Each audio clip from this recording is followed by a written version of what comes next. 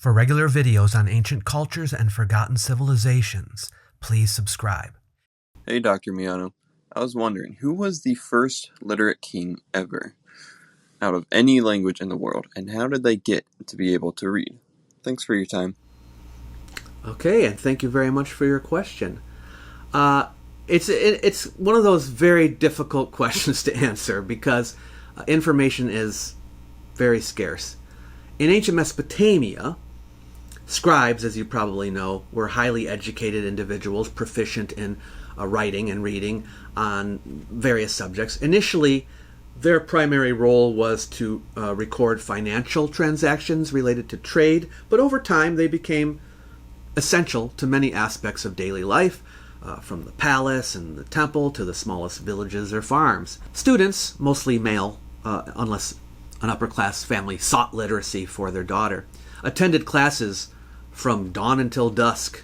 The student body typically included children of nobility, scribes, clergy, and also merchants. It's likely that children of kings were also educated in this way, with some eventually becoming rulers, so you see the potential. But our first concrete example is Shulgi of Ur, who reigned around 2000 BCE, who was known as a scribe that wrote poetry and promoted literacy and the establishment of schools throughout the kingdom.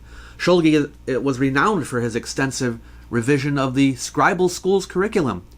Although the extent of his actual writings is uncertain, numerous praise poems are attributed to and directed towards him.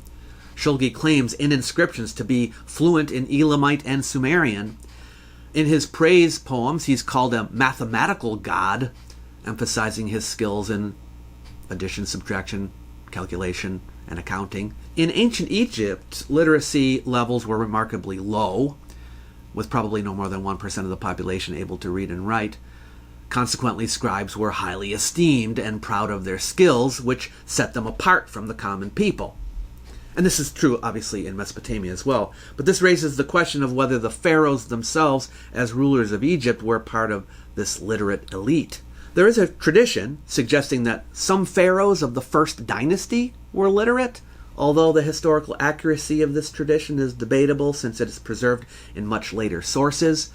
According to Manetho, this is 3rd century BCE, the second king of the first dynasty, referred to as Athothis, possibly Aha, practiced medicine and wrote anatomical and surgical treatises. The earliest direct evidence of royal literacy comes from the end of the 5th dynasty. An official named Sennacherib, called Inti, who served under King Jedkara Izesi, late 25th, early 24th century, mentions in the biographical inscription on his tomb at Saqqara that he received a letter, quote, His Majesty wrote himself with his own fingers as a reward, unquote.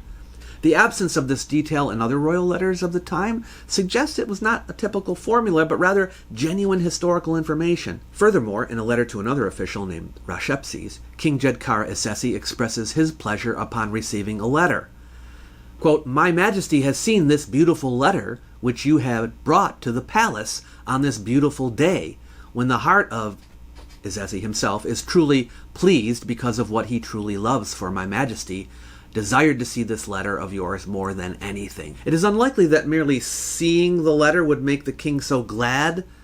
So to see probably refers to comprehending its contents by reading it himself. Therefore, it is reasonable to think that Jedkara Izesi was indeed literate. I looked around other places in the world and could not find any contemporary sources that attest to the literacy of any ruler before these examples. We have writings from later times attributing literacy to early kings, but since they're so far removed from this time, we don't know how trustworthy those sources are.